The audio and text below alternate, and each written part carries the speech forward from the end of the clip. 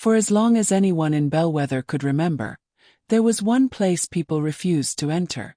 It stood beyond the northern edge of town, where the paved road narrowed into a broken path and disappeared between the hills.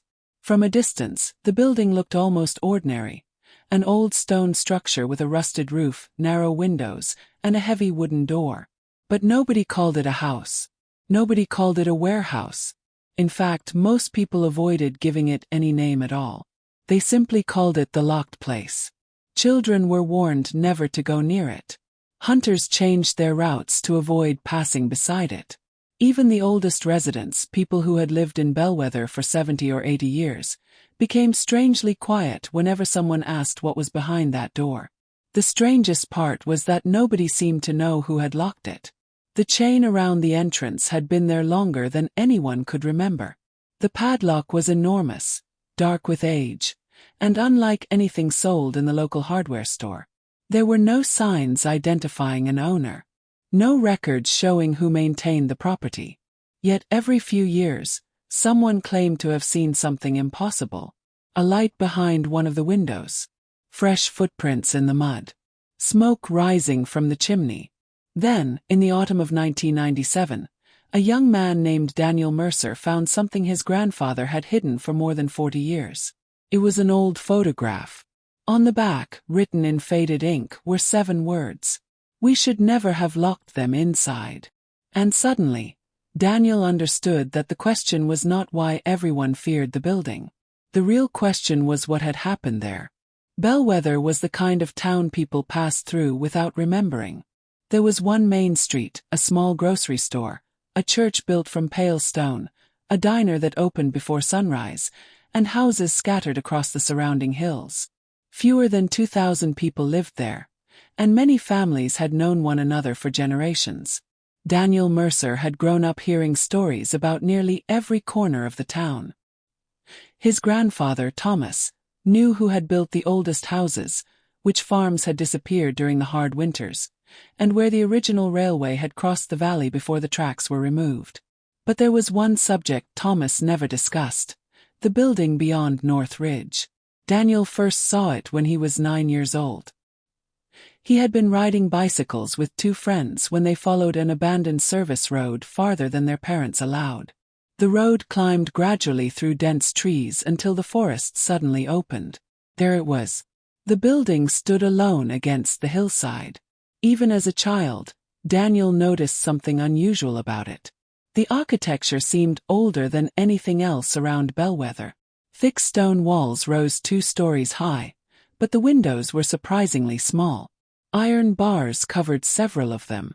A chimney leaned slightly toward the east, and weeds had swallowed most of the courtyard. His friends stopped immediately.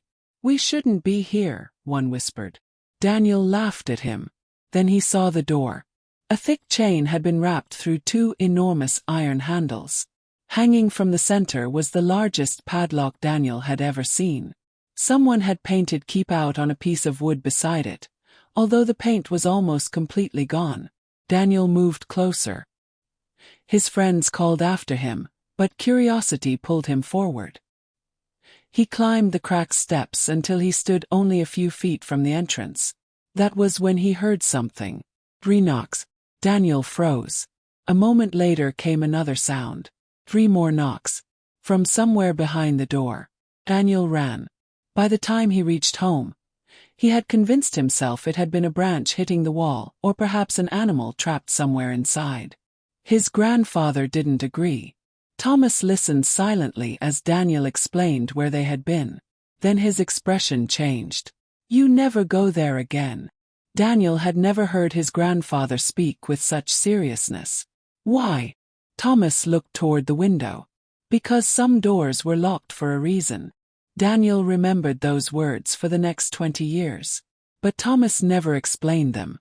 Thomas Mercer died quietly at home in September 1997. He was 82. Several weeks later, Daniel helped his mother clear the old man's workshop. Most of what they found was ordinary. Rusted tools, fishing equipment, newspapers, jars filled with screws, and boxes containing photographs Daniel had seen many times. Near the back of a wooden cabinet, however, Daniel discovered a narrow compartment. Inside was an envelope. There was no name written on it. Daniel opened it. The photograph inside was black and white, its edges curled from age. 7 young men stood together in front of a stone building. Daniel recognized it immediately. The Locke place. But something was different. The photograph had apparently been taken decades earlier.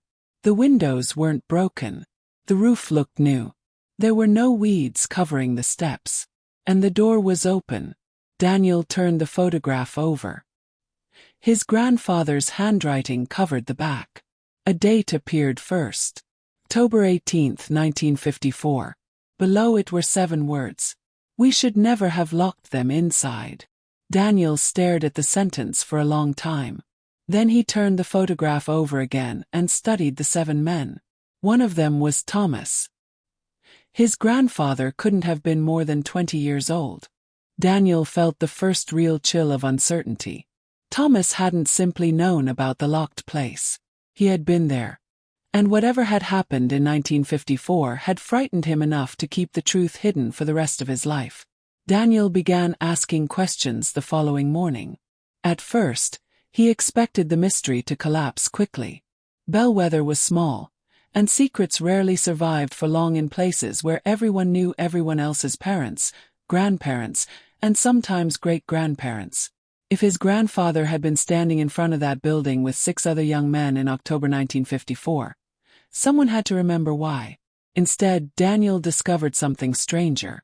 Nearly everyone old enough to remember that year had heard a different version of what happened at North Ridge. Mrs. Cooper, who had lived across from the church for almost 70 years, remembered hearing about a fire. A retired farmer named Leonard Webb insisted there had been an accident involving underground machinery. Another man claimed the government had stored military equipment there after the war. Nobody could explain why the building had been abandoned so suddenly, and whenever Daniel showed them the photograph, their confidence disappeared. Most recognized at least one of the men. Nobody wanted to discuss all 7. Finally, Daniel was given the name of Arthur Hale. Arthur was 87 years old and lived alone in a small farmhouse several miles outside Bellwether. Daniel remembered him vaguely from childhood, mostly as a quiet man who came into town once or twice a week and rarely stayed long. When Daniel knocked on his door, Arthur answered wearing an old wool sweater and holding a cup of coffee. "Daniel Mercer," Arthur said before Daniel could introduce himself. Daniel was surprised. "You remember me. I remember your grandfather." That was enough. Arthur invited him inside. The farmhouse was warm and smelled faintly of coffee and burning wood.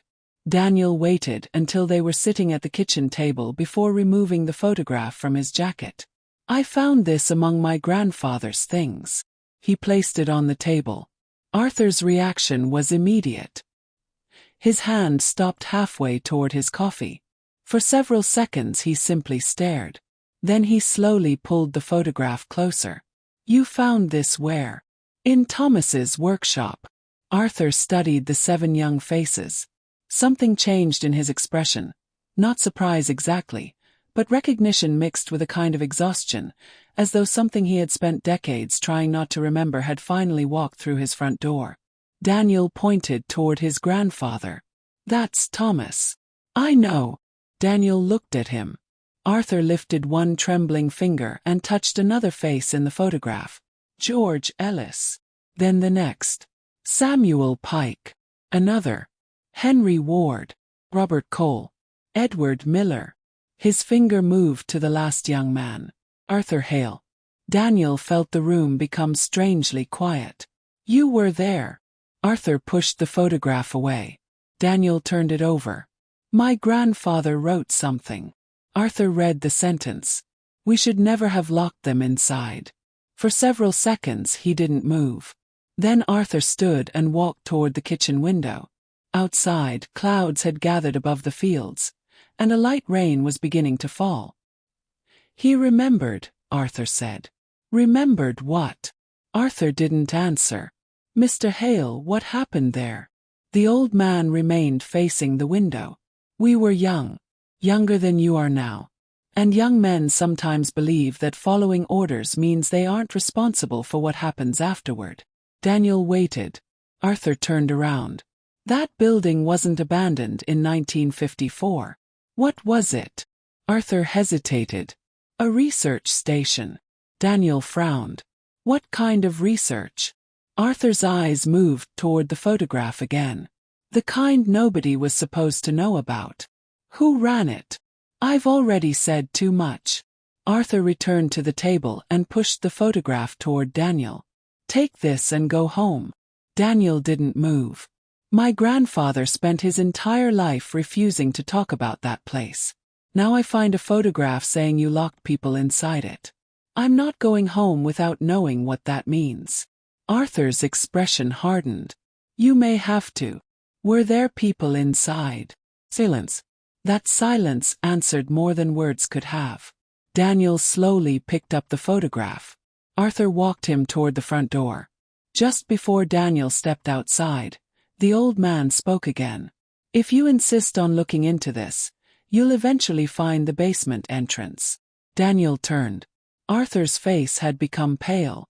If you find it, don't open it. Daniel stared at him. He had never mentioned a basement. But Arthur closed the door before Daniel could ask another question. Daniel drove directly to the Bellwether Public Library. If Arthur wouldn't explain what happened in 1954, perhaps the records would. The library maintained a small historical archive in a room behind the main reading area. There were property maps, tax records, old newspapers, photographs, council documents, and boxes containing material donated by families over the years. Daniel began with maps. North Ridge appeared clearly on surveys from the 1930s. The property where the locked building stood had originally belonged to a logging company, but ownership changed during the early 1940s. A map from 1941 identified the structure as a forestry station. A document from 1947 called it government property. A survey from 1952 showed the building but gave it no name at all. Then Daniel opened a county map from 1956. The building was gone. Not demolished. Erased. The road remained. The hillside remained. Even a nearby stream was marked. But according to the map, the structure simply didn't exist. Daniel moved to the newspaper archives. He searched October 1954. October 1st. October 5th. October 12th. October 16th. Then the collection suddenly jumped to October 25th. Daniel checked again. Days were missing. He asked the librarian whether the archive was incomplete. She examined the records and shrugged. Could have been damaged years ago. Do you have another copy? Not of the Bellwether paper. What about newspapers from nearby towns? That possibility led Daniel to several boxes of microfilm stored in the basement. He spent nearly 3 hours searching. Then he found it. A regional newspaper dated October 20th, 1954. Near the bottom of page 7 was a tiny article containing fewer than 200 words. Government facility closed following structural incident. Daniel leaned closer. The report stated that an unspecified government installation near Bellwether had been closed after what officials described as a structural failure. Emergency procedures had been implemented. No danger existed to the surrounding population. There were no photographs, no names, no mention of injuries. But the final paragraph contained one sentence that Daniel read several times. Local personnel assisted authorities in securing the facility following evacuation. Local personnel. Daniel removed his grandfather's photograph. 7 young men from Bellwether. Securing the facility. The pieces were beginning to connect. But something was wrong. If everyone had been evacuated, why had Thomas written that people were locked inside? Daniel copied the article. Before leaving, he searched one more box containing government correspondence donated decades earlier by a former county clerk. Most of it was meaningless. Then he found an envelope dated November 1954. Inside was a single typed letter thanking Bellwether officials for their continued discretion regarding the North Ridge incident. Daniel read the sentence twice. Continued discretion. Not assistance. Not cooperation. Discretion. Someone had wanted Bellwether to remain silent. And judging by the missing newspapers and disappearing maps, they had succeeded. Daniel waited until Saturday morning before returning to North Ridge. He told nobody where he was going. He packed a flashlight, camera, notebook, gloves, water, and a few basic tools into a backpack. Then he drove north until the paved road narrowed and finally disappeared beneath weeds and fallen branches. He continued on foot. 20 years had passed since he had followed this same path as a 9-year-old boy, but certain details returned immediately. The curve around the hillside, the stream beside the road, the enormous oak tree where he and his friends had abandoned their bicycles before approaching the building. Then the forest opened. Daniel stopped. The locked place stood exactly where he remembered it. Time had damaged almost everything around it, yet somehow the building seemed stubbornly unchanged. The stone walls were darker. Several roof tiles were missing. Vegetation covered much of the courtyard. But the door remained closed. And the chain was still there. Daniel approached slowly. For a moment he remembered being 9 years old again, standing on those same cracked steps and hearing 3 knocks from somewhere inside. He pushed the memory away. There had to be a rational explanation. Daniel photographed the entrance and began walking around the building. The windows on the ground floor were too high to reach easily. Several had iron bars. Others had been covered from inside with metal plates. At the rear, vegetation grew so densely against the wall that Daniel nearly turned around. Then he noticed something beneath the vines. Stone steps. He pulled away branches. A narrow staircase descended into the earth beside the foundation. Daniel stood motionless. Arthur's words returned immediately. You'll eventually find the basement entrance. If you find it, don't open it. Daniel walked down the steps. At the bottom was a metal door. Unlike the entrance upstairs, there was no chain around it. More surprisingly, it wasn't completely closed. A narrow black gap remained between the door and the frame. Daniel reached toward it, then stopped. There are moments when curiosity feels different from courage. Daniel understood that distinction clearly now. Courage meant entering despite knowing the danger. Curiosity meant not yet understanding enough to know whether danger existed. He turned on his flashlight, then pushed the door. The hinges groaned. Cold air moved from the darkness. A staircase continued underground. Daniel looked once toward the daylight behind him, then stepped inside. The staircase descended farther than Daniel expected. With each step, the daylight behind him weakened until the beam of his flashlight became the only thing separating him from complete darkness. The walls were made of rough concrete, stained by decades of moisture, and a narrow metal pipe followed the ceiling downward before disappearing through the wall. At the bottom, Daniel found a long corridor extending beneath the building. Doors lined both sides. Some stood open. Others were closed but unlocked. He entered the first room and found the remains of several desks, broken chairs, metal shelves, and cabinets with their doors hanging open. Dust covered everything, but beneath it Daniel could still see outlines where equipment had once stood. The second room contained shattered glass containers and sections of electrical cable. In another, faded diagrams remained pinned to the wall. Whatever North Ridge had been, Arthur had told the truth about one thing. This had never been an ordinary forestry station. Daniel continued deeper. Numbers appeared above several doors. The rooms became smaller as he progressed, and the doors became heavier. Some contained narrow observation windows made from thick glass. Daniel stopped outside room 8. There were scratches around the inside of the window. He raised the flashlight. Someone had carved a name into the door. Uncle. Below it was another. Then another. Lewis. Daniel photographed them. The corridor continued for another 20 feet before ending at a massive steel door. Unlike everything else in the basement, this door seemed designed to withstand tremendous pressure. There was no ordinary handle, only a rotating mechanism and a keyhole. Daniel moved the flashlight across its surface. Dozens of scratches covered the metal. First they looked random. Then he realized they were letters. Names had been carved into the steel. Some were barely visible. Others were deep enough that whoever made them must have spent hours working at the metal. Near the bottom, 3 words appeared larger than the others. "We were here." Daniel stared at them. For the first time since entering the building, he seriously considered leaving.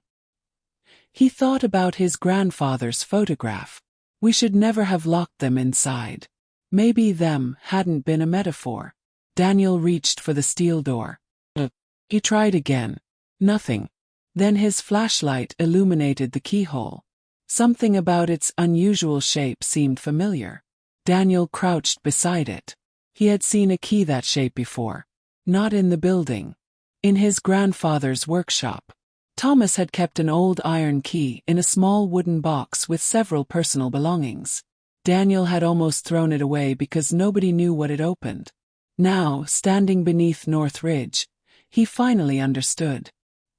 His grandfather had kept the key for more than 40 years.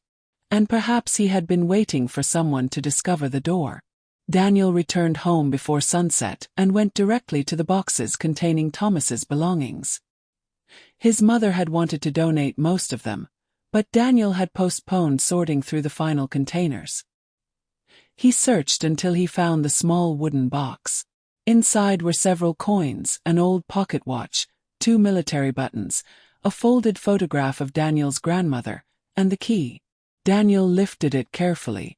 It was heavier than he remembered. The shaft was unusually long, and the teeth formed a pattern almost identical to the keyhole beneath North Ridge. There was no label, no explanation. Daniel turned the box over and discovered something he had never noticed before. Scratched into the bottom were 2 letters. North Ridge. The next morning, Daniel returned to the building. He entered through the basement and followed the corridor until he reached the steel door. The key slid into the lock perfectly. Daniel stood with his hand around it. Arthur had warned him. Thomas had hidden the key. 2 men who knew what happened there had spent decades keeping the truth buried. Daniel turned it.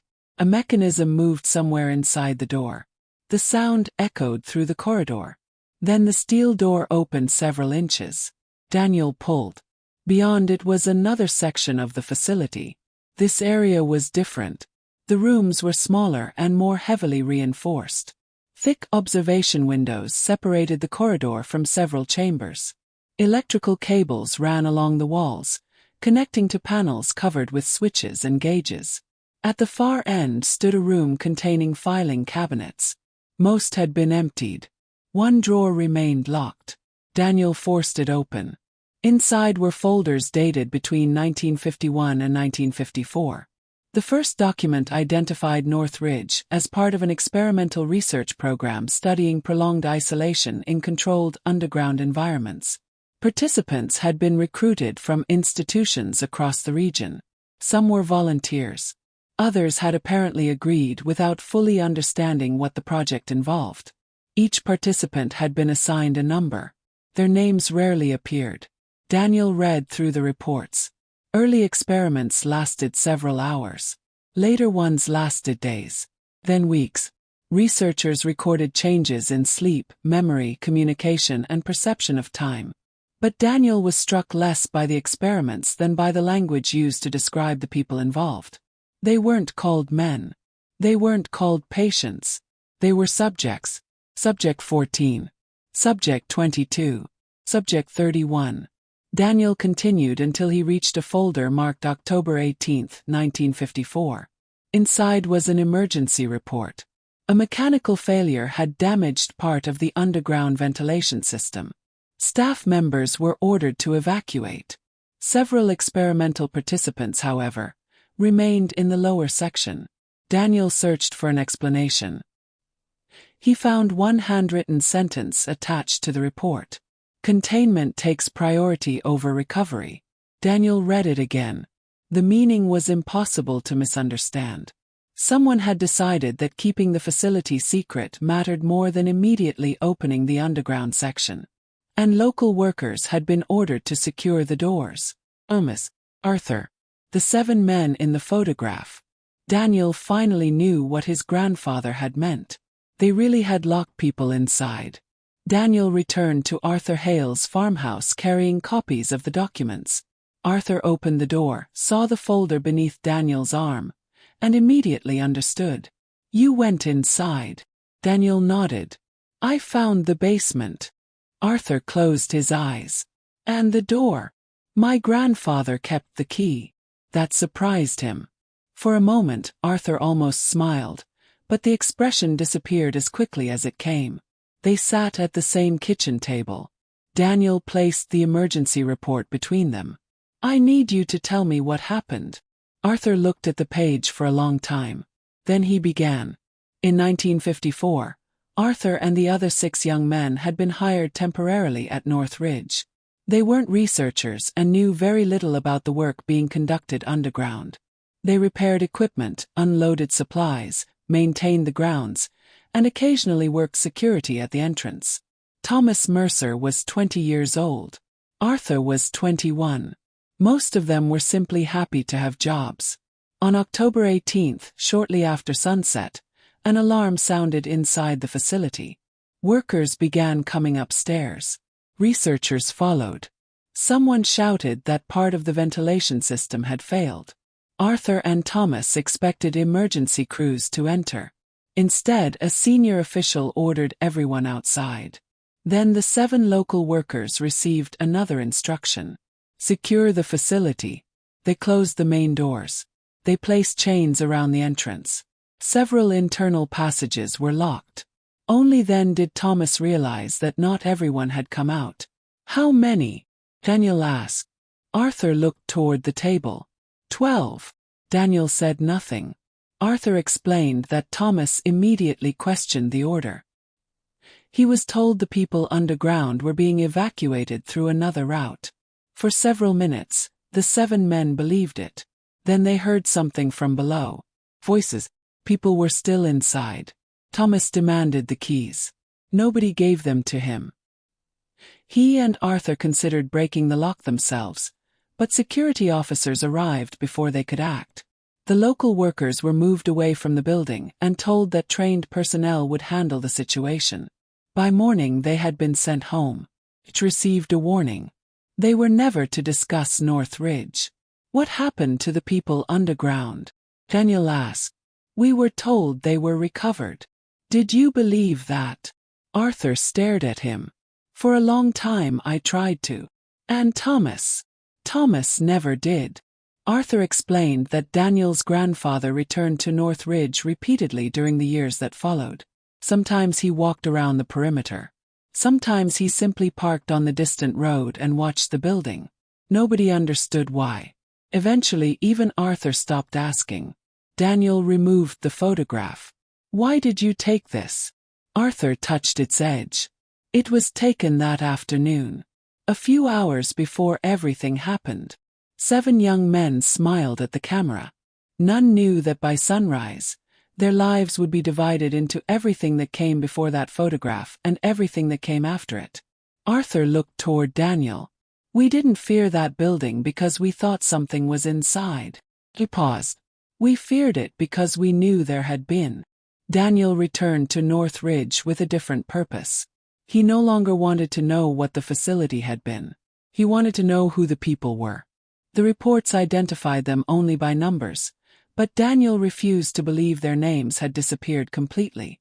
Somewhere inside the building, there had to be a record created before the researchers reduced 12 human lives to 12 identification codes. He searched for hours. Most cabinets were empty. Several boxes contained nothing but equipment inventories and maintenance logs. Then, behind a collapsed shelf in a small administrative office, Daniel found a damaged ledger. The first pages contained names of employees. Farther back was another section. Participant intake. Daniel compared identification numbers with the reports. Subject 14 had a name. Walter Hayes. Subject 18 was Raymond Bell. Subject 22 was Lewis Carter. One by one the numbers became people. Michael Brennan. Walter Hayes. Lewis Carter. Franklin Moore. James Porter. Raymond Bell. Charles Nolan, Peter Lawson, William Grant, Joseph Turner, David Collins, Henry Brooks, 12 names. Daniel copied everyone into his notebook. Then he found another document. A recovery report dated October 21st, 3 days after the incident. According to the report, a specialized team had finally entered the underground section. Daniel counted the names. 11 people had been recovered. He counted again. 11. One person was missing. Subject 31.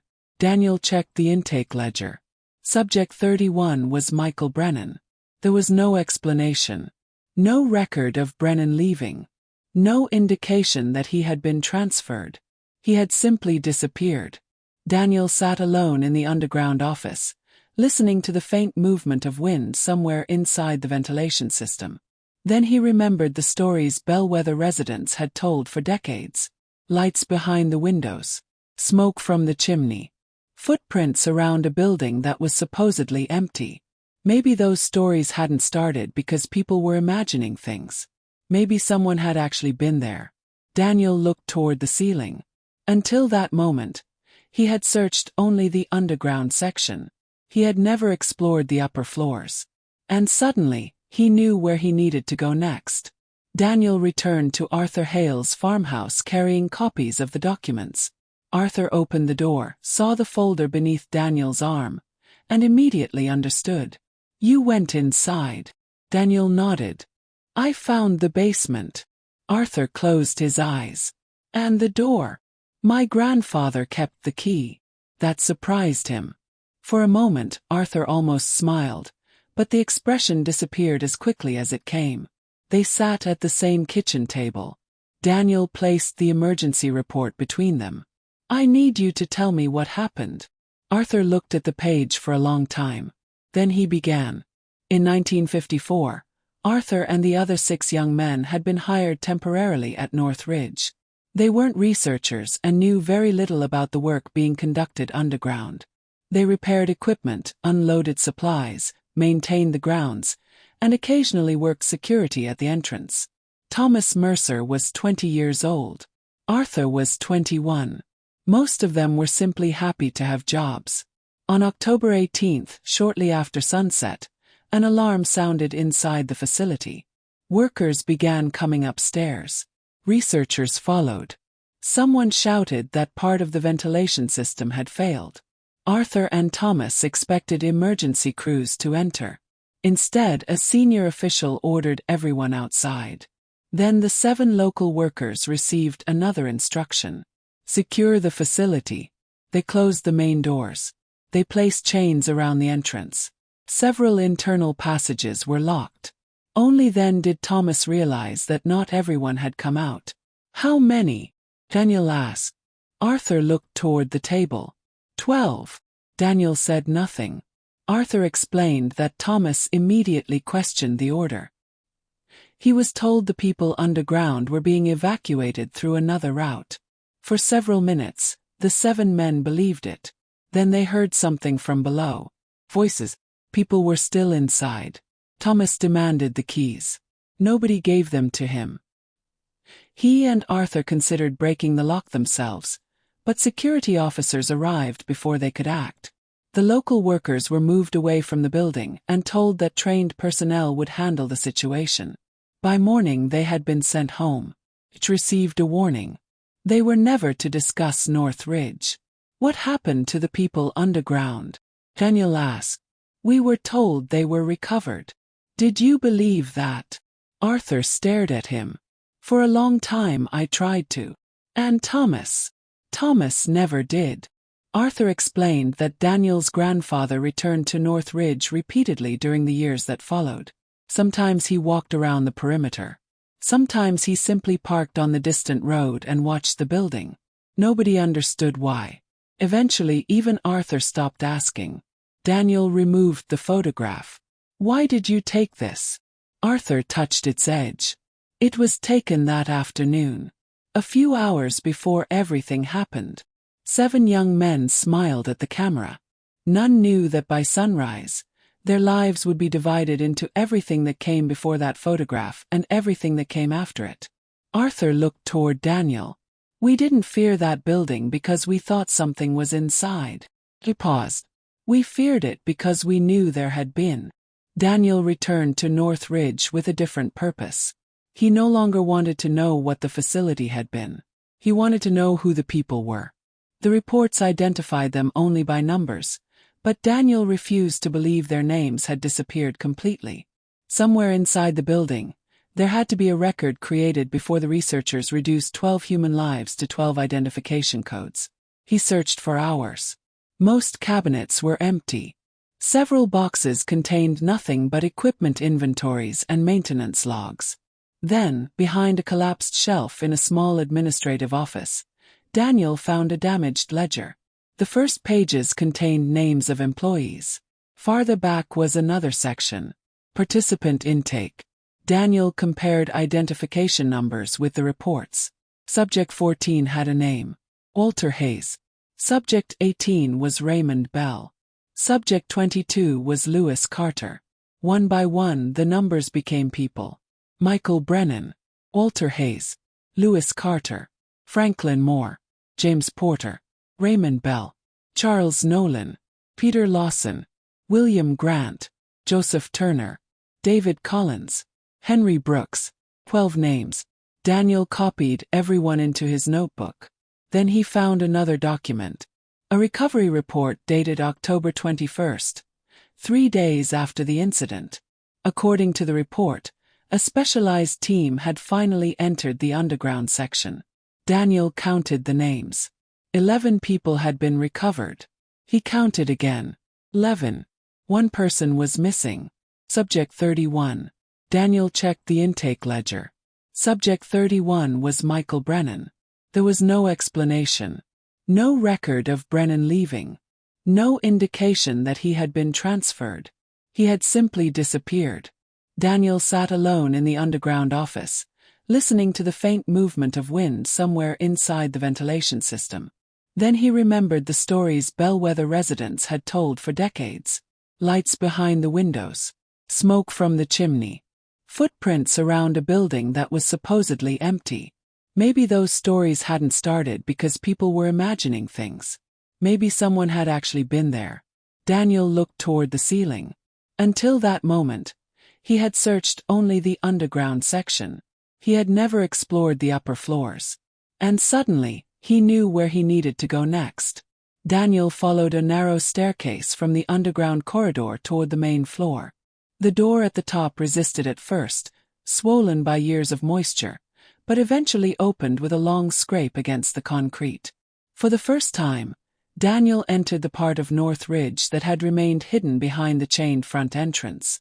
The ground floor looked less like a prison and more like an abandoned workplace.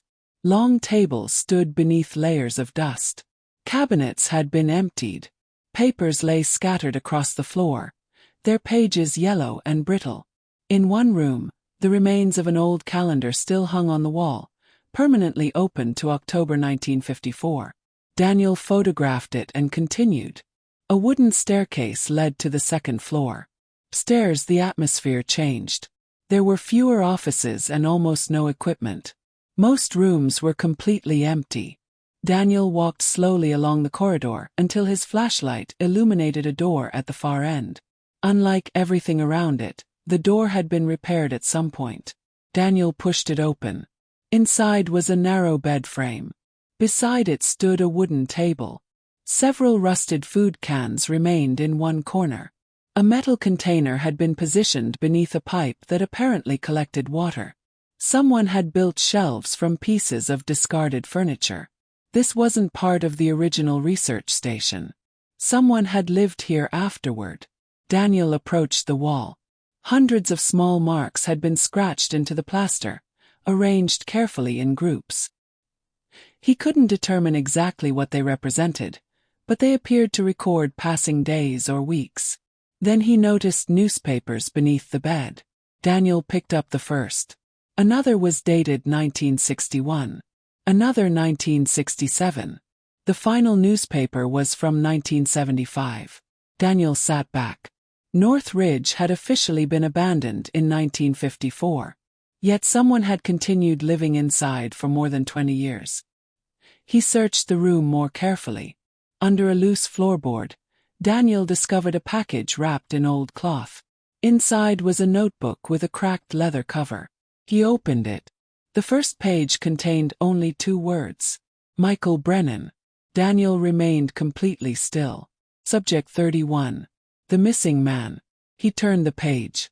The earliest entries began shortly after October 18, 1954.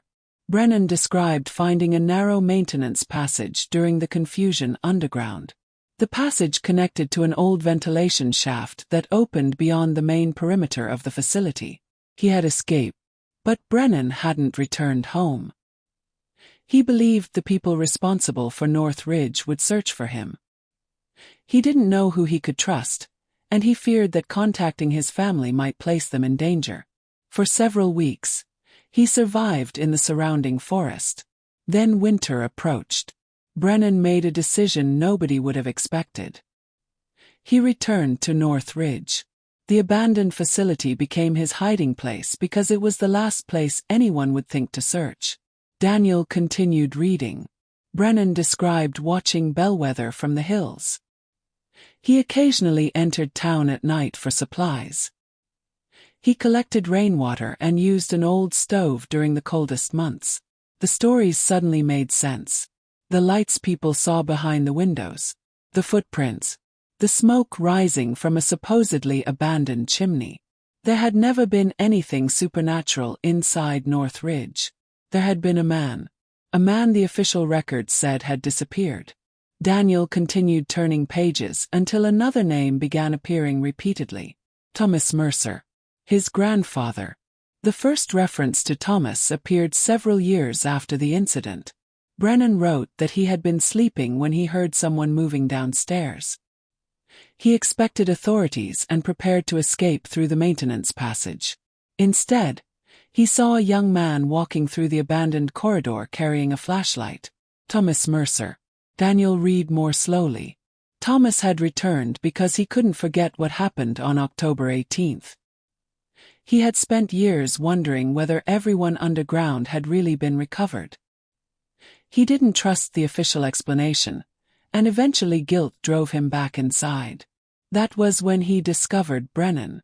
According to the notebook, neither man knew what to do. Thomas could have reported him. Brennan could have disappeared. Neither happened. Thomas began bringing supplies. At first he came only occasionally. He left canned food, blankets, batteries, and medicine. Later he brought books and newspapers. Over time the 2 men began talking. Brennan told Thomas what had happened underground. Thomas told Brennan what had happened outside. 2 men who had experienced the same night from opposite sides of a locked door finally understood each other. Daniel expected to find anger in Brennan's writing. Instead, he found something completely different. Brennan didn't blame Thomas. One sentence appeared several times across the notebook.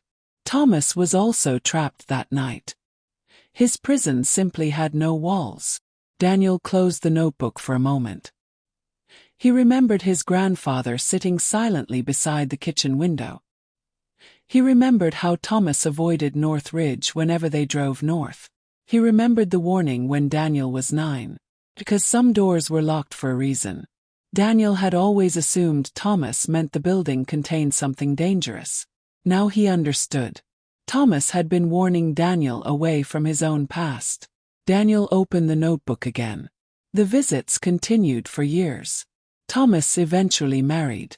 Daniel's father was born. Life moved forward in Bellwether, but Thomas continued visiting Brennan. Then, during the early 1970s, the entries became less frequent. Brennan wrote about getting older. He was tired of hiding. Most of the people involved with North Ridge had moved away, retired, or died.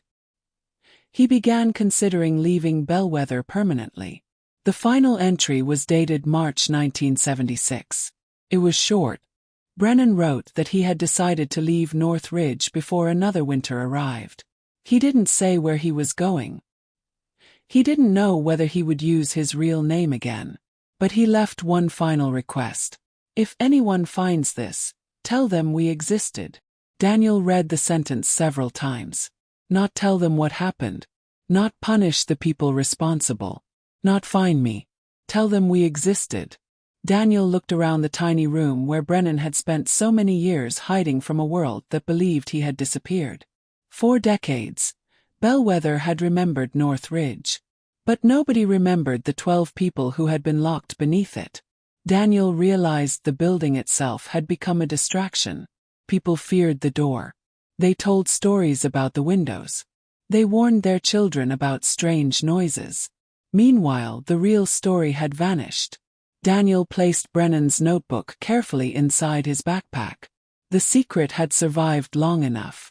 Daniel spent several days deciding what to do. Exposing the truth would also expose his grandfather's involvement. Thomas had helped secure North Ridge. Arthur had been there. Other families in Bellwether would discover that fathers and grandfathers had participated in something they never discussed. But Daniel kept returning to Brennan's final request. Tell them we existed. He contacted a regional historian first, then a journalist. Within weeks, officials were examining the documents Daniel had recovered. Some records were incomplete, and many questions could no longer be answered with certainty, but enough evidence remained to establish the basic history of North Ridge and identify the people who had been held there. The building was inspected. More documents were recovered. Families were contacted. For some, it was the first time they learned where a missing relative had spent his final months. Bellwether changed almost overnight. People who had spent decades repeating rumors finally learned where those stories came from. The mysterious lights had been real. The smoke had been real. The footsteps had been real. But there had never been a monster behind the locked door. Only history. Several months later, authorities removed the chain from the main entrance. Daniel attended. So did Arthur Hale. The old man stood near the edge of the crowd, leaning heavily on a wooden cane. Workers cut through the rusted chain, fell onto the stone steps. Then the enormous doors opened. Morning sunlight entered the main hall for the first time in decades. Arthur watched silently. Daniel stood beside him. After a while, Arthur spoke. Your grandfather should have seen this. Daniel looked toward the open doorway. I think this is what he wanted. Arthur shook his head slowly. No. This is what he was afraid to want. Daniel understood. Opening the door couldn't change what happened. It couldn't return 40 lost years. It couldn't erase Thomas's guilt or Arthur's silence. But it could end something else. The secrecy. For generations, North Ridge had survived because everyone believed some doors were better left closed. Now Bellwether discovered the opposite. Sometimes a locked door protects people from what is behind it. And sometimes it protects what happened behind it from everyone outside. Today, North Ridge no longer stands completely abandoned. Much of the underground structure was eventually closed because of its condition, but the entrance was preserved as a small historical memorial. Near the old doorway is a simple plaque. Contains 12 names. Not subject numbers. Michael Brennan. Walter Hayes, Lewis Carter, Franklin Moore, James Porter, Raymond Bell, Charles Nolan, Peter Lawson, William Grant, Joseph Turner, David Collins, Henry Brooks. Visitors sometimes ask why such an ordinary-looking building frightened an entire town for generations. The answer isn't supernatural. There was no creature hiding beneath North Ridge. No curse. No ghost responsible for the lights people saw through the windows. The truth was more human than that. People were afraid because somewhere beneath decades of rumors, Bellwether remembered that something terrible had happened there. The details disappeared. The names disappeared. Eventually even the truth disappeared. But the fear remained. Daniel kept his grandfather's photograph. 7 young men still stand in front of North Ridge, smiling at the camera on the afternoon of October 18, 1954, unaware that only hours later they would receive an order that would follow them for the rest of their lives. Daniel also kept Thomas's key. Not because it opened anything anymore, The locks were eventually removed. He kept it because of what the key represented. For more than 40 years, an entire town had believed the most important thing about Northridge was the lock on its door. They were wrong. The important thing was that somewhere someone had kept the key. Because secrets can survive for years. Sometimes for generations. They can disappear from newspapers, maps, records, and conversations. They can become legends so distorted that nobody remembers where the story began. But every secret leaves something behind. Photograph. A name scratched into metal. An old notebook beneath a floorboard. Or a key kept quietly inside a wooden box. And sometimes, decades later, someone finds it. Someone returns to the place everyone else was afraid to enter. Someone finally opens the door. And the world discovers that what everyone feared wasn't what was waiting inside. It was the truth that had been locked away.